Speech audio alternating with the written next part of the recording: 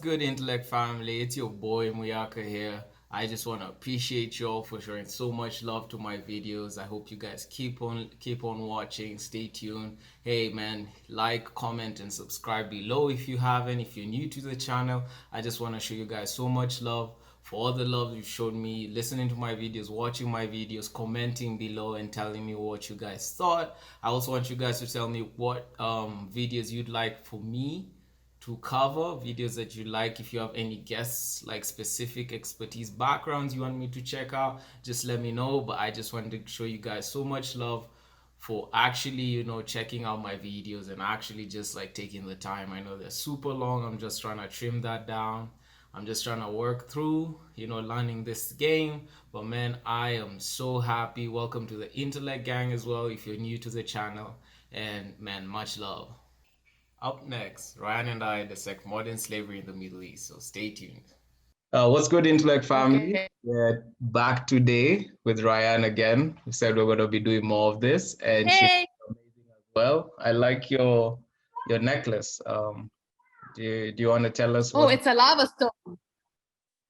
It's a lava stone necklace. That's beautiful. So it helps with protection and healing.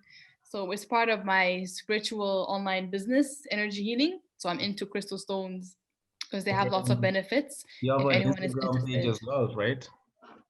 Yes, at Soul Lighters for anyone interested. And I'm gonna put the link to the description as well below. So you were saying the Thank properties of the stone. What does it help with? So lava stone usually helps like with protection. So it Uh-huh. activates your energy, it's with protection, it helps with healing benefits. So everything to do with like, energy healing and protection around you. Um, Okay, that's a that's brief. awesome. That's awesome. So today we were gonna take guys through somewhat of a kind of just informing people and just going through the topic of modern slavery and just kind of getting a little bit into it of how it is actually in the Middle East. And this just stems around from cases where you hear of, migrants from East Africa going to countries like Saudi Arabia, Lebanon, XYZ, and being mistreated, being also used as sex slaves, and also this false agencies that dupe people into thinking that they're going to do one job and get there in something else. Mhm.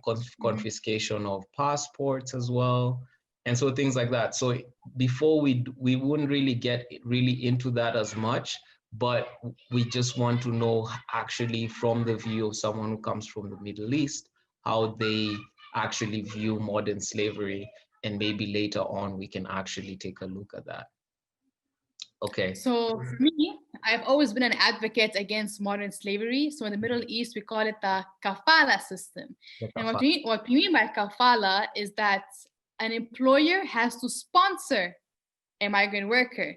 And then once they come, there's no labor law. Like in the case of Lebanon, there's no labor law, there's no labor rights. So all the rights goes to your employer, who is your kafala, who sponsored you. So you come and you're under their rules. So they take away your passport if they want. They can tell you to leave or not to leave. They can do whatever they want, and there's no law to protect them. So that's why it's called modern slavery, because it is like slavery when there's no rights, laws to protect them.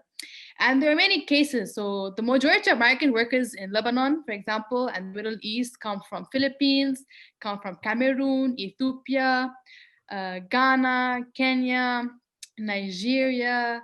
They also come from Bangladesh. Before, we used to have a lot of people from Sri Lanka, but because of the kafala issues, Sri Lanka banned its citizens from coming to work in the Middle East. Yeah, I'm not sure about other countries, but specifically Lebanon. We also have a lot from Sudan as well. yeah. And yeah, so it is modern slavery because there's no law. Like I studied human rights and international law, and here there's no one to protect them. So you come to a house, you're under the house rules. And what's actually really interesting is that actually, modern slavery in the Arab world has been there for a long time. It's been a cultural practice Yeah. that's been there initially when the Mesopotamia Empire did start with Egypt as well. And then they went to Libya and all those countries, even a bit of Nigeria and Sudan. And it's funny that up to today, that practice still, continues, and still, even Exactly. though the law may not forbid it, it also allows it in the same sense. So the first question I was going to ask you was that, what do you understand by modern slavery in the Middle East? What exactly is that? Kafala, is that what that means to you when you think about modern slavery? When I think of modern slavery, it's definitely kafala. As I said, it's slavery when there's no one to protect you, when you don't have any rights, there's no law, there's no, if you go to the police, they're not going to do anything. Yeah. So here it's I with think also no it starts connection. with The police are going to probably defend the employer, yeah. defend the recruitment agencies as well, have a huge connection, as we Yeah. say, wasta, where nobody can hold them accountable. So And that I is think that's for slavery. mostly You can't. the countries of origin where these migrants do come from. Those are the countries that do need to take action. You see, if Of course. Kenyan government did ban people from going to work in these countries, then there would not be these cases that arise. And I guess that's where it comes from as well. Because the case, for example, if you look at, there was one case when Ethiopia actually was aware about the migrant worker cases of Ethiopians in Lebanon, but yet they still allowed their citizens to come to Lebanon. And I think there was a case when they were actually making money out of it. So these countries and governments actually make money out of it too. So I don't really blame just the Middle East. I also blame the African countries. Like in the case recently, there was a scandal for Gambian citizens, migrant workers in Lebanon, and we assumed that maybe they came and they were recruited by Lebanese, but actually. Gambian activists told me Gambians themselves in Gambia sold them to Lebanon. Mm. So it was their own people as well. So she Again, was which like, this came. again is crazy because that's also a historical practice where when the slave trade was starting, other tribes would raid other tribes to trade them, Exactly. to the slave traders in order to get financial gain from them. So, Exactly. um, is the kafala system spread out through all the countries in the Middle East? Because I do know, like the GCC, which would be Yes. the Gulf, what is it? The Something Gulf countries like Qatar, Saudi Qatar, Arabia, UAE, UAE, yeah, Kuwait, Saudi these Arabia. countries. Yeah, so I know Well, they still practice it because there've been media cases where, like for example in Dubai, the Indian man who of jumped off the tallest building in Dubai and to kill himself because he couldn't get away from it. So do you think that most of the countries in the region practice it? course, it's a Middle Eastern issue. The Levantine and the Gulf countries all practice it. In Lebanon, there is analysis where I think maybe 2 per week commit suicide. There are many cases where we see people jumping off. So I don't know if you've read about it, but there's many suicidal cases here of hanging, of jumping off, of throwing themselves off, and then people just assume that they're mentally ill. They Mm. don't really question the employer. Besides human rights organizations that do, there are a couple of organizations right now that are working, advocating against the kafala system, actually helping migrant workers. There's actually Ethiopians have their own NGO here too, trying to help their people. And there is an organization called This Is Lebanon. They were former modern slaves here in Lebanon, and they escaped and they ended up going to Canada, and they've been advocating from Canada to help migrant workers here. So they're the main organization that's actually posting about the abuse, posting videos, and they actually shame and humiliate employers on their pages for people Mm. to see that this employer, this name where they work, is not paying, for example, Melissa from Nigeria, for example. So they've been But doing quite a good job, just but a of course they get a lot of criticism. just a question on what you Yes. said. You said that people wouldn't believe um, let's say like the slaves or the migrant workers who are being mistreated. People wouldn't believe that they're being mistreated by the employers, where the system Mhm. allows the employer to do so much to this migrant worker. Then Yes. how is that so? Because I believe that someone would know at least, yeah, that's actually possible, especially It's given ignorant. the cases that have They come. have it's ignorance, it's racism, and you have comments like you should ask the employer what they did. There's always a reason. It's just this arrogant, racist, ignorant statement that some people would make, like, did you find out the root causes? What if they were trying to kill the employer? You know? So you do have people who still question that and have these comments and statements. And recently, because many organizations have been advocating against the kafala, and they actually sent a bill to the government, it was rejected Of because the course it recruitment was. agencies all rejected it, and they have connections, wasta, with members of parliament. So it's still there, not a single new alteration or right for migrant workers. And it's very simple. If government stop allowing their citizens to come or put strict measures to citizens and government to Lebanon, it will be solved. But governments in Africa don't give two shits. Let's be I agree. honest I with think each it's other. also, I think But it depends on recently, how much a we government actually cares about their people as well. Because if you care about your people, there's no price you can put to that, and you would just have to. And then now in turn, the agencies would have to conform, and such that now for you to get a migrant worker, then you would have to accord them the rights that they deserve under the international framework. Basically, what you're saying is that I guess slavery was never abolished in the Middle East. Maybe the in the strict term of it, but if the kafala system still exists, then it may have been banished in many other places in the world.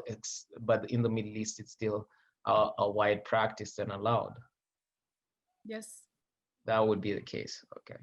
So my question was, what would be the solution? And I think you've talked about the Already solution. answered. You already talked the solution being governments to end it. And Because, for example, the Sri Lankan government took measures. Now we don't have anyone from Sri Lanka coming because the government was like, we're not sending anyone there. So they took measures. For example, the Philippine government recently, when we had economic crisis and migrant workers were protesting in front of their embassies, the only embassy that actually looked at their citizens and actually paid for the tickets, got them out, was Philippines. All the other countries like Kenya, Nigeria, Cameroon, that's true. Gambia, etc., were sleeping on the streets, begging their government to get them out. The consulate was like, I agree. I "Don't do agree. anything."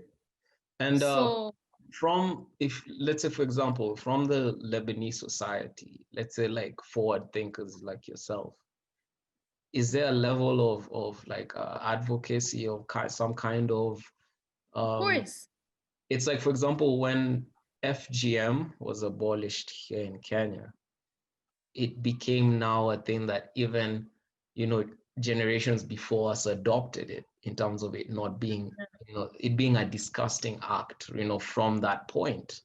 So now it's not something anyone can really boast about, unless maybe there's some remote regions where there's some tribes that may still practice uh-huh. it, but if maybe to the extent that they're still disconnected from the real world. Yeah. But if we're talking about people who are actually connected to the real world, that's not an act that's allowed anymore. So that's the same thing. Is there a wave of now, let's say, like Lebanese, like youth or young Of people course. I told you rather? there are organizations on the ground, lots of Lebanese activists. I was one of them. We used to create protests. Many times I would join a group of Lebanese people advocating against this violence, against kafala. So there's a lot of, especially the Lebanese youth. A lot of the Lebanese youth are on the streets advocating against this and created organizations like Migrant Community Center, where they actually get them together, doing activities together, case working, etc. So no, there is a large advocacy against this, and it's making more noise and more awareness nowadays. Mhm. But I think it's just the issue of recruitment agencies and maybe like the older generation Yeah. that still needs to get out of this mentality on the government. But the youth, majority of them are like on the streets and advocating against it. If people are waking up. Okay, so I think that that's good enough, because I think what we're trying to do is have more short sessions that are actually watchable and actually don't take that much time to go through Yeah. them. So this is excellent, and I thank you so much again for being on the podcast.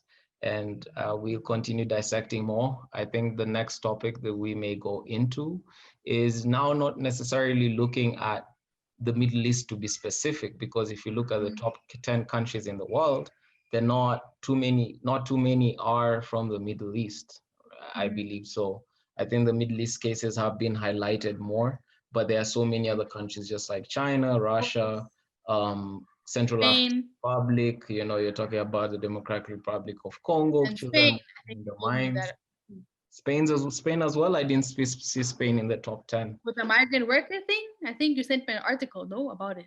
Yeah, I did send an article, but when I looked at the top 10 countries that did have the most amount Ah, of okay, okay. people who are considered to be modern slaves, there were other countries that came up in the top 10, which was actually interesting because How then about Thailand? Thailand, no. I think because of the population, right? Then they would not fall in the top 10 if you're looking at the statistics side of it.